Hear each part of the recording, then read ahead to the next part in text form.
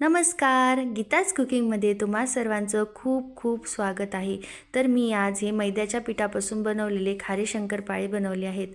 तुम्हाला पण हे शंकरपाळे आवडतात का? तर हा व्हिडिओ तुम्ही शेवटपर्यंत नक्की बघा, कारण हे शंकरपाळे खूप कमी वेळेत आणि खूप कमी साहित्यामध्ये एकदम टेस्टी आणि क्रिस्पी शंकरपाळे बनवतात। फक्त काही ट्रिक्स आणि टिप्स वापरल्या तर हे शंकरपाळे तुमचे खूप खुसखुशीत होतात। त्यासाठी व्हिडिओ एकदम शेवटपर्यंत नक्की बघा।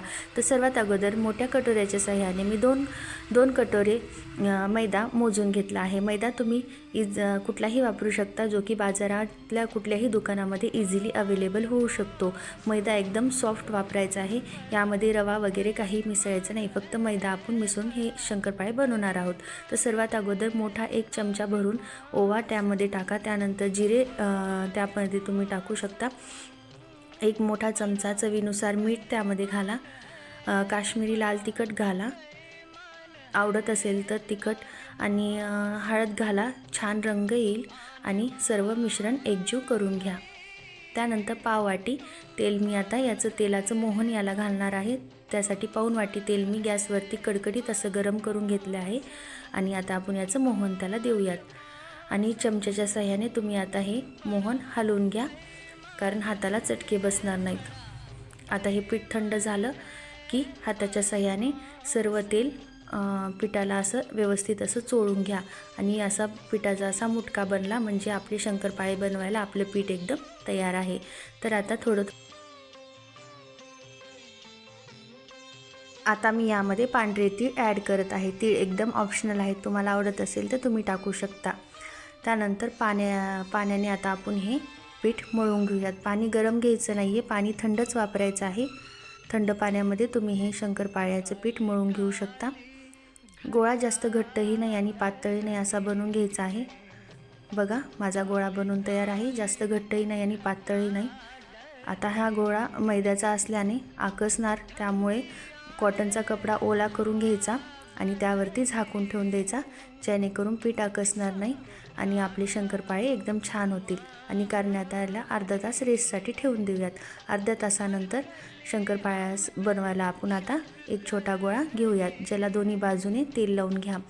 मैद्याचा वापर अजिबात करायचा नाही, नाहीतर शंकरपाळे लाल होतात। आणि आता आपण पातळ अशी गोलसर आकाराची आता आपण पोळी लाटून घेऊयात।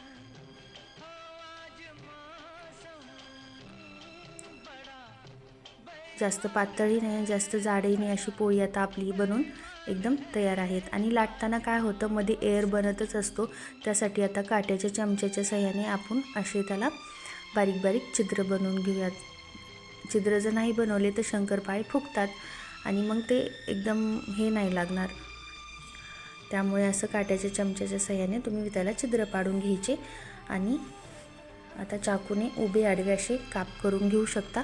तुम्हाला आवडत असेल तुम्ही स्क्वेअर शेप देऊ शकता, किंवा तुम्ही लांब लांब पण असे शंकरपाळे ठेवू शकता, छान लागतात ते पण। आणि मी आता डायमंड शेप देत आहे। बघा, अजिबात आपलं पीठ खाली पोळपाटा चिटकलेलं नाही आहे, एकदम छान पीठ पण बनलेलं आहे। बघा, शंकरपाळे इझिली आपण उचलू शकत आहेत। आता तेल गरम करून घेते, सगळं शंकरपाळे व्यवस्थित उचलून घ्या आणि तेल एकदम जास्त गरमही नाही, जास्त कडकही नाही, असं तेलामध्ये आता हे शंकरपाळे एक एक सोडून घ्या। एकदम सोनेरी आणि खुरपूस होईपर्यंत असे भाजून घ्या, सोनेरी रंग येईपर्यंत खुरपूस असे शंकरपाळे तुम्ही तळून घेऊ शकता। आता मी सर्व शंकरपाळे तळून घेते। आता असेच रेसिपी बघण्यासाठी गीताज कुकिंग या चॅनलला सबस्क्राईब करायला अजिबात विसरू नका। बेल आयकॉनचं बटन दाबा, म्हणजे मी टाकलेले सर्व व्हिडिओ तुमच्यापर्यंत येतील, त्याचं नोटिफिकेशन तुम्हाला मिळेल। आणि शंकरपाळे तुम्हाला आवडले का नक्की सांगा कमेंट करून, लाईक करा। Thank you for my watching video. Bye bye.